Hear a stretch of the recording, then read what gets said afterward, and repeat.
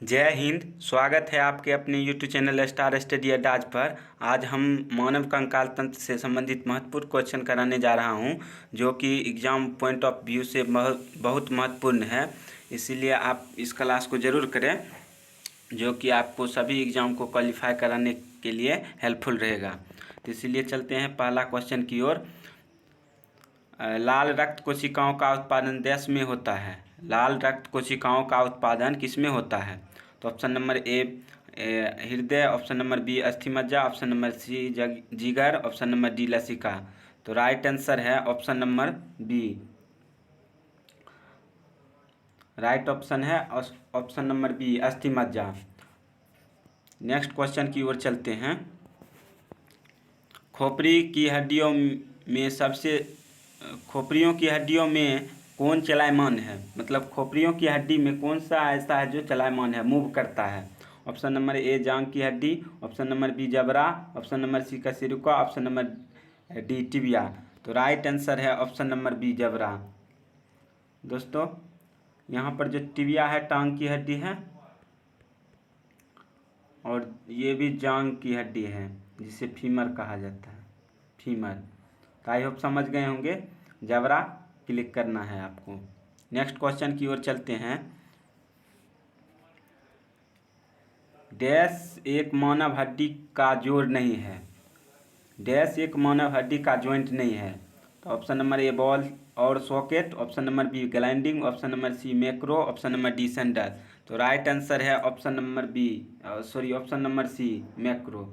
Ball and socket shoulder का joint है। Next question की ओर चलते हैं। मानव हृदय हड्डी स्तंभ में कितनी हड्डियां होती हैं? मानव हृदय स्तंभ में कितनी हड्डियां होती हैं?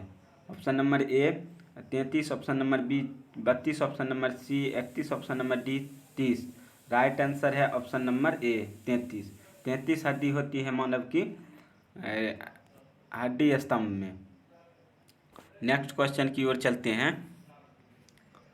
अनुवांशिक विकार के कारण कंकाल की मांसपेशियों का प्रगति पतन किस विकार में होता है? मतलब अधपतन हो जाता है, वह किस विकार में होता है? ऑप्शन नंबर ए पेशियों दुर्विकास, ऑप्शन नंबर बी उपातनिका, ऑप्शन नंबर सी गठिया, ऑप्शन नंबर डी गाउट। तो राइट आंसर है ऑप्शन नंबर ए मांसपेशियां दुर्विकास। नेक्स्ट क्वेश्चन की ओर चलते हैं। हाथ के अंगूठे में हड्डियों की संख्या कितनी होती है? Option number A 1, option number B 2, option number C 3, option number D 4। तो राइट आंसर है ऑप्शन नंबर 2 बी, 2 हड्डियां होती हैं अंगूठे में। नेक्स्ट क्वेश्चन की ओर चलते हैं।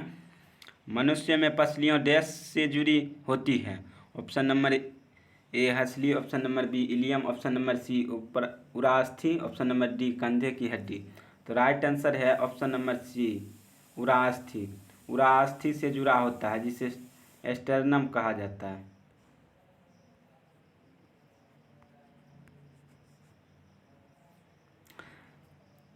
जैसे मनुष्य का ये पसलियां इस तरह होती है, ये पसलियां जिससे जुड़ी होती है ये एस्टर्नम कहलाती है, उरास्थि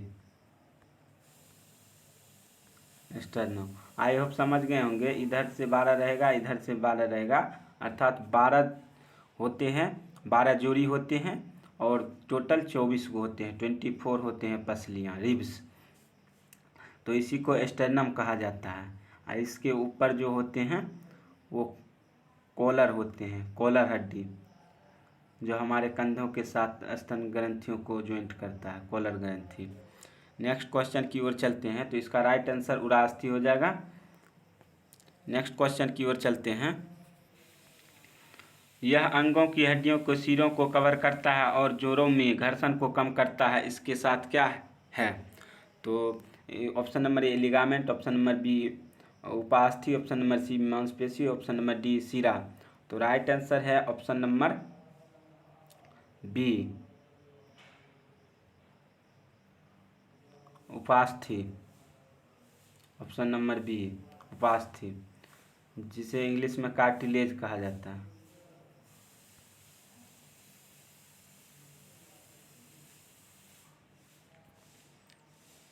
देखिए ये लिगामेंट है BBL, बोन टू बोन जोड़ेगा तो लिगामेंट होगा, और ये इसे टेंडन कहा जाता है सिरा को।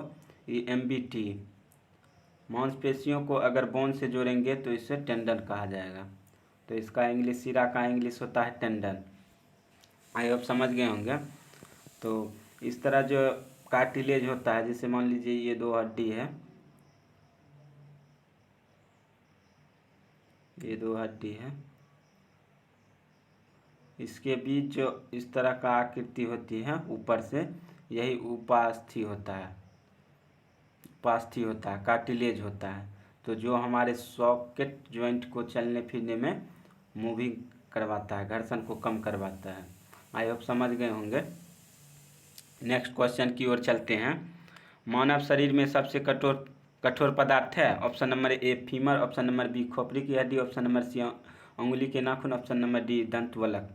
तो राइट आंसर है ऑप्शन नंबर D दंतवल्क, जिसे इनामेल भी कहा जाता है, इनामल या इनामेल। ये दांत की ऊपरी परत होती है जो कि सबसे अधिक कठोर होती है। आई होप समझ गए होंगे। चलते हैं नेक्स्ट क्वेश्चन की ओर। निम्न में से कौन सा एक खोपड़ी की हड्डी है। Option number A femur, option number B नाक की हड्डी, option number C Atlas, option number D tibia. तो राइट आंसर है ऑप्शन नंबर B नाक की हड्डी। ये फीमर हो गया जांघ की हड्डी,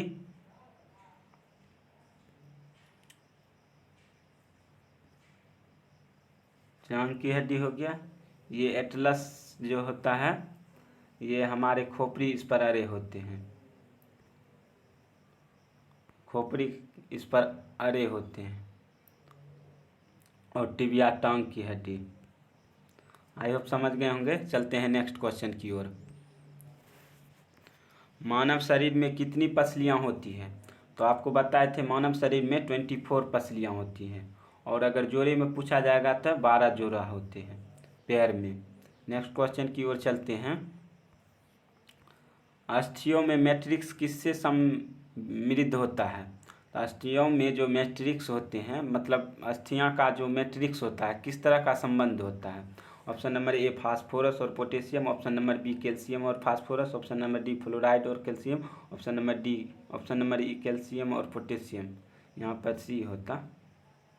राइट आंसर है ऑप्शन नंबर B, हड्डियों में जो होता है कैल्शियम और फास्फोरस होता है। तो आई होप आपको समझ में आ गया होगा। चलते हैं नेक्स्ट क्वेश्चन की ओर।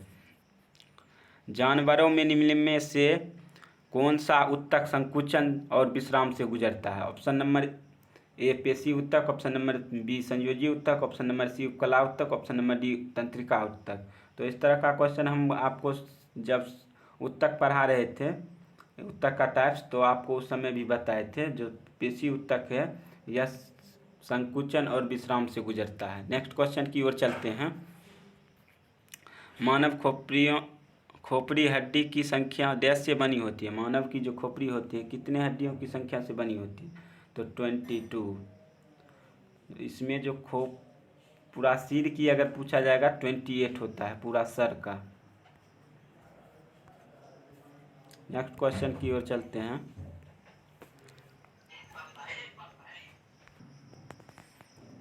इसलिए आपको कंफ्यूज नहीं होना है। अगर खोपड़ी की पूरा मानव सिर में हड्डियों की संख्या पूछेगा तो 28 आपको लगा के आना है। तो आई होप आप समझ गए होंगे हम क्या कहना चाहते हैं। और पूरा मस्तिष्क की अगर पूछेंगे ऊपरी भाग की, ये सर के ऊपरी भाग के, इसमें 8 हड्डी होते हैं। तो आई होप समझ गए होंगे। चलते हैं नेक्स्ट क्वेश्चन की ओर। कंकाल प्रणाली निम्नलिखित में से किस कार्य को करती है। ऑप्शन नंबर A संरक्षण, option number B haematopoiesis, option number C चलना फिरना, ऑप्शन नंबर D भंडारण। तो ये सभी होते हैं। इसका आंसर ये सभी हो जाएगा। सभी इनमें से सभी इसका काम होता है। तो आई होप यहाँ समझ गए होंगे। इसका सभी काम होता है। तो संरक्षण भी करना होता है, हेमेटोपोइजिस करना होता है, चलना फिरना और खनिज भंडारण, ये सभी काम करते हैं। ठीक न। तो कंकाल प्रणाली का कार्य क्या है। संरक्षण, हेमेटोपोइजिस, चलना फिरना, खनिज भंडारण। तो आई होप समझ गए होंगे। ऑप्शन नंबर E तो ये सभी आपको हो जाएगा, इनमें से सभी। तो आई होप आप समझ गए होंगे। चलते हैं नेक्स्ट क्वेश्चन की ओर। मानव शरीर की फीमर मध्य को भी डैश कहा जाता है। फीमर जो है मध्य हड्डी जो है, इसके मध्य को डैश कहा जाता है। तो राइट आंसर है ऑप्शन नंबर बी, जांघ की हड्डी। आई होप समझ गए होंगे। जांघ की हड्डी को फीमर कहा जाता है। फीमर जो है हमारे शरीर की सबसे बड़ी हड्डी होती है। तो ये भी फैक्ट याद रखना है, इसलिए हम उतना क्वेश्चन आपको नहीं करवा रहे हैं। आपको लेक्चर के माध्यम से संपूर्ण क्वेश्चन तैयारी हो जाएगी, इसलिए आप लोग घबराइएगा नहीं कि ये क्वेश्चन नहीं है, ये क्वेश्चन है। तो इसलिए फीमर जो होता है हमारे शरीर की सबसे बड़ी हड्डी होती है। तो आई होप समझ गए होंगे। तो इस तरह से आपको हम जहाँ पर जो आवश्यकता होगी वहाँ हम आपको बताते चलेंगे, ताकि जो 30 क्वेश्चन हैं इससे आपको ये एक्स्ट्रा फैक्ट के साथ 60 क्वेश्चन होने जा रहा है। इसलिए कम समय में आप ज़रूर क्लास को ज्वाइन करें और जितना हो सके सभी दोस्तों को साथ शेयर करें। तो चलते हैं नेक्स्ट क्वेश्चन की ओर। कब्जा संधि आमतौर पर डैश के रूप में जाना जाता है। कब्जा संधि आमतौर पर डैश के रूप में जाना जाता है। तो ऑप्शन नंबर ए कलाई, ऑप्शन नंबर बी गला, ऑप्शन नंबर सी कुल्हा, ऑप्शन नंबर डी घुटना। तो कब्जा संधि है ये घुटना की जोड़ को कहा जाता है। तो आई होप समझ गए होंगे, घुटना की जोड़ को कब्जा संधि कहा जाता है। नेक्स्ट क्वेश्चन की ओर चलते हैं। नवजात शिशुओं में हड्डी की संख्या कितनी होती है? तो नवजात शिशु में हड्डी की संख्या 300 होती है और एक वयस्क मनुष्य में हड्डी की संख्या 200 होती है। तो यहाँ पर हम ये भी क्वेश्चन नहीं लिखे हैं कि जो हमारे शरीर में कितनी हड्डियाँ होती हैं मनुष्य के शरीर में। तो 206 हड्डियाँ होती हैं वयस्क में, और ये नवजात शिशु जो यहाँ की क्वेश्चन।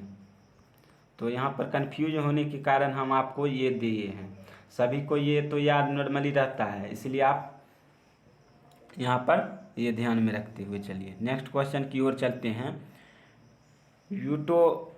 यूटोस की नलिका मानव शरीर के किस भाग में पाए जाते हैं? ऑप्शन नंबर ए नाक, ऑप्शन नंबर बी कान, ऑप्शन नंबर सी आँख, ऑप्शन नंबर डी गला। तो राइट आंसर है नाक। नोजल ट्यूब में हमारे यूटोस की नलिका मानव शरीर में उपस्थित होती है। तो आई होप समझ गए होंगे नाक। नेक्स्ट क्वेश्चन की ओर चलते हैं। कान है, कान ईयर, मिस्टेक हो गया था। ईयर में जो होता है वो हमारे कान में सुनने की एक नली होती है, वहाँ पर यूटरस की नली होती है, उसके बाद उसमें वायु भरी होती है। तो ये कान जो होता है हमारे यूटरस की नलिका में उपस्थित होती है। तो आई होप समझ गए होंगे। चलते हैं नेक्स्ट क्वेश्चन की ओर। मनुष्य के मध्य कान की गुहा में कर्ण अस्थियों के अतिरिक्त और क्या होता है? तो हम आपको अभी बताए थे वायु होता है, एयर होता है। तो इस तरह का क्वेश्चन आपको कंफ्यूज कराएंगे, इस तरह का क्वेश्चन आपको बहुत कंफ्यूज कराने वाला है।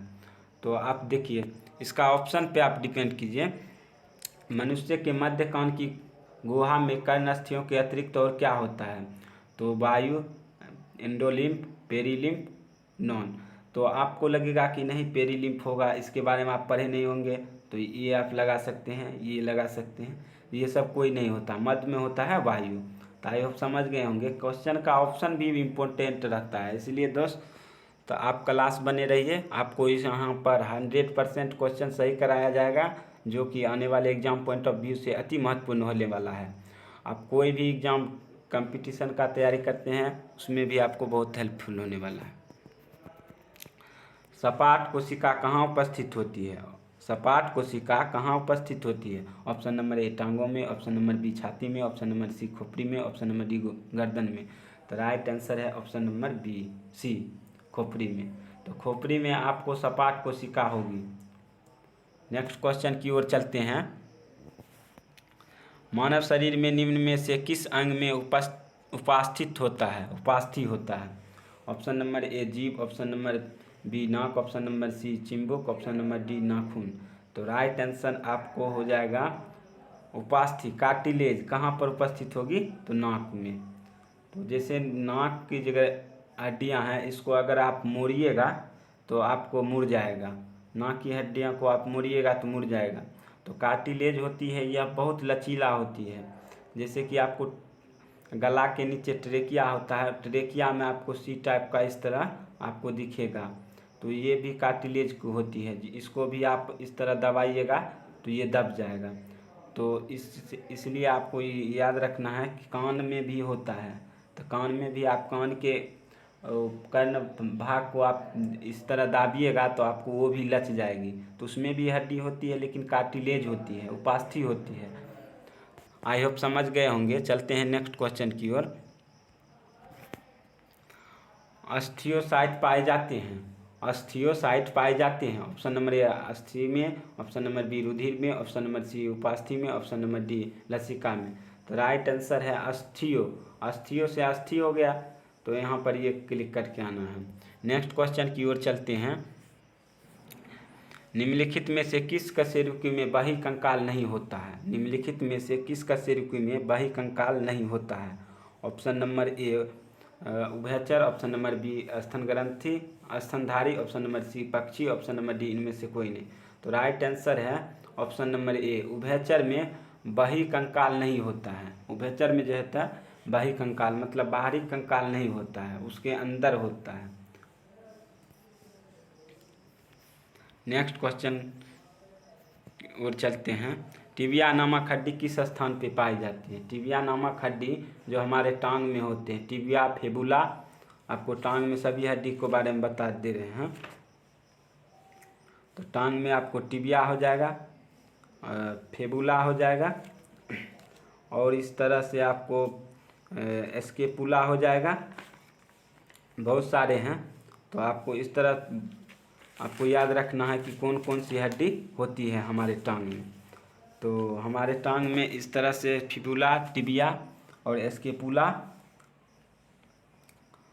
चलते हैं नेक्स्ट क्वेश्चन की ओर और हम आगे बताते चलेंगे। रेडियो सक्रिय स्ट्रोंसियम 90 के कारण कौन सा कैंसर होता है? देखिए दोस्तों, यहाँ भी है, आपको चैप्टर से ही पता चला गया होगा कि अस्थि कैंसर होता है। तो यहाँ चैप्टर से तो आपको पता चल गया, लेकिन जब क्वेश्चन एग्जाम में रहेगा तो आपको पता नहीं चलेगा रुधिर कैंसर होता है कि त्वचा कैंसर होता है, और इनमें से सभी है तो आपको लगेगा नहीं भाई सभी ही आंसर होने वाला है, तो आप तो वहाँ कच्चा खा जाइएगा। इसीलिए आपको हर एक क्वेश्चन को एग्जाम ओरिएंटेड क्वेश्चन आपको यहाँ पर मिलेगा, तो आप हर एक क्वेश्चन के ऑप्शन से ही क्लिक करने की कोशिश कीजिए कि और यहाँ पर स्ट्रोंसियम जो अस्थि के लिए होगा, तो आप इस तरह आपको क्वेश्चन मिलेगा तो आप छोड़िएगा नहीं। अगर ये पहला बार देख रहे हैं तो आप यहाँ इनमें से सभी लगाते या ये 3 ऑप्शन में आप फंस जाते।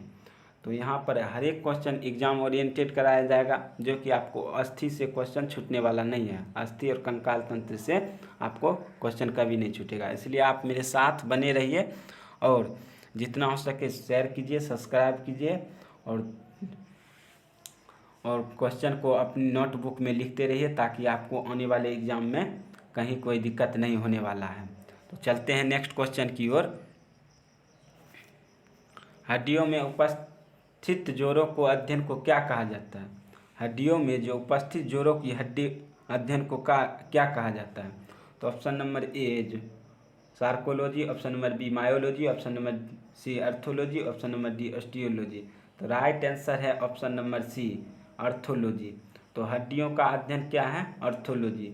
आपको ये सभी भी बताएंगे आगे चलकर, जब हम क्वेश्चन कराएंगे जहाँ यूज होगा वहाँ आपको बता देंगे, इसलिए यहाँ पर नहीं बता रहे हैं क्योंकि वीडियो लंबा हो जाएगा। तो आप लोग तो लंबा वीडियो देखना पसंद नहीं करते हैं, इसलिए हम छोटा वीडियो बना रहे हैं कि कम समय में आपको मैक्सिमम क्वेश्चन कंप्लीट हो जाए। आने वाले एग्ज़ाम ग्रुप डी, एनटीपीसी ये सभी में आपको बहुत ही महत्वपूर्ण होने वाले हैं। जहाँ पर भी आपको साइंस पूछेगी वहाँ पर आपको कोई दिक्कत नहीं होने वाला है, इसलिए आप मेरे साथ बने रहिए और टॉपिक वाइज का आनंद लीजिए और जितना हो सके सभी दोस्तों के साथ शेयर कीजिए। चलते हैं नेक्स्ट क्वेश्चन की ओर। मानव शरीर में जीव डैश पेशी है? मानव शरीर में जीव डैश पेशी है? ऑप्शन नंबर ए हृदय पेशी, ऑप्शन नंबर बी चिकनी पेशी, ऑप्शन नंबर सी कंकाल पेशी, ऑप्शन नंबर डी इनमें से कोई नहीं। तो राइट आंसर है ऑप्शन नंबर बी कंकाल पेशी है। नेक्स्ट क्वेश्चन की ओर चलते हैं दोस्तों। कॉलर की हड्डी को किस नाम से जाना जाता है? कॉलर की हड्डी को किस नाम से जाना जाता है? तो option number D, option number D clavicle. Collar की हड्डी होती है इसे क्लेविकल कहा जाता है। जैसे मान लीजिए ये रीढ़ हो गया हमारे शरीर की,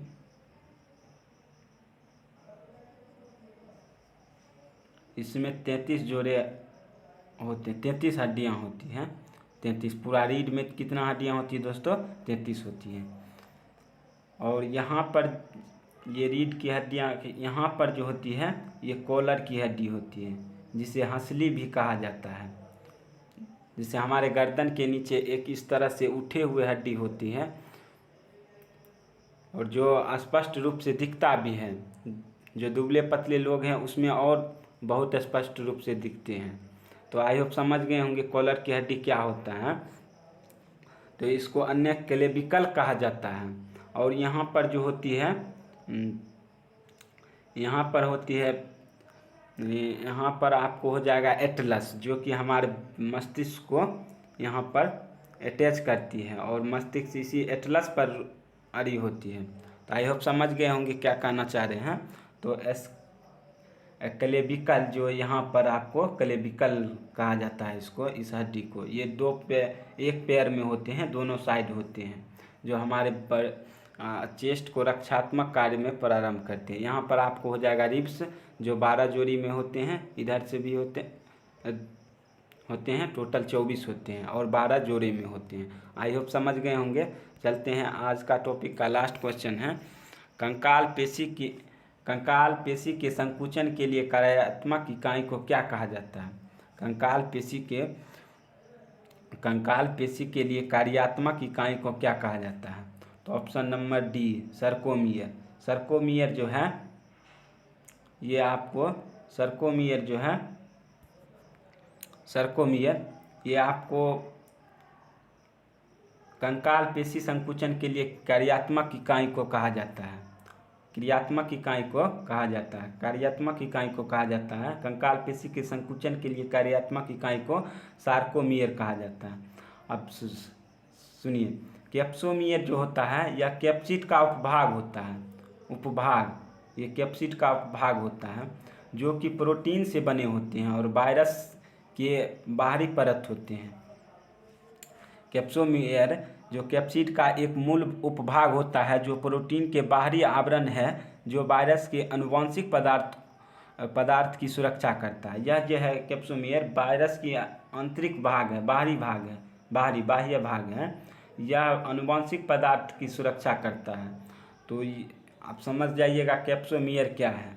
एक्सोमियर यह दुनिया से संबंधित है, जैसे कि हमारे दुनिया हो गया, इसके लिए एक्सोमियर का प्रयोग किया जाता है। और कैप्सोमियर जो है कैप्सिड का ही एक भाग है, कैप्सिड का ही एक उपभाग है।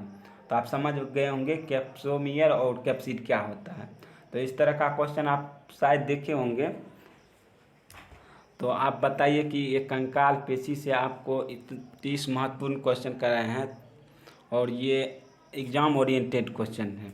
और आप इसी तरह मेरे साथ बने रहिएगा तो आपको हम किसी भी एग्ज़ाम के लिए साइंस जहाँ पर पूछी जाती है वहाँ के लिए पर्याप्त होगी। तो इसीलिए आप हमारे क्लास में बने रहिए और जितना हो सके सभी दोस्तों को साथ शेयर कीजिए और लाइक सब्सक्राइब शेयर ज़रूर करें दोस्तों। तो ये ज़रूर बताइए कमेंट बॉक्स में कि आज की क्लास कैसी रहे और कमेंट देकर मुझे भी फीडबैक करें, ताकि हम भी आपको अच्छे से अच्छे क्वेश्चन लाकर देता रहूँगा। इसी के साथ मैं वीडियो को कंक्लूड करता हूँ। जय हिंद।